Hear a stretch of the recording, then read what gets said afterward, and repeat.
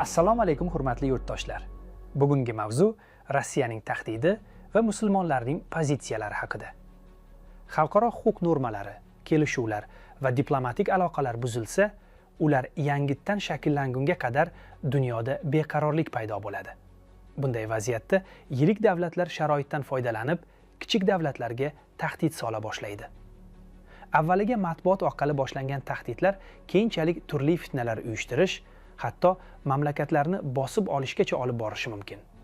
Xo'sh, shunday sharoitlar yuz bergudek bo'lsa, islom va musulmonlarning shar'iy o'rni, vazifalari hamda ustimizdagi kufr tuzumi bilan aloqalarimiz qanday davom etishini tiniq anglab olishimiz vojib. Ya'ni, fitnalar odatda millatchilikni qo'zg'ash, vatanparvarlik shiorlari orqali chegaralardan nizo chiqarish va islomiy tuyg'ularni suiiste'mol qilib, Suriyaga o'xshash parokanda urushlarni keltirib chiqarish bilan davom ettirilishi mumkin. Bu kabi fitnalarning barchasi harom amallar bo'lib, kofir bosqinchilarning ustimizdagi hiylalarni amalga oshirishga hissa qo'shib qo'yishdan ehtiyot bo'lishimiz kerak. Shuningdek, aytaylik, Rossiya bosqinchilik urushi bilan hujum qilib kirsa, musulmonlarning shar'iy pozitsiyasi qanday bo'ladi?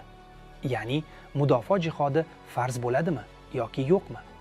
Agar farz bo'lsa, u davlat bilan birga olib boriladimi yoki alohida tarzdami? Bu mavzularning shar'iy yechimlarini ham oldindan anglab, pozitsiyalarimizni mustahkamlab borishimiz lozim. Salomat bo'linglar.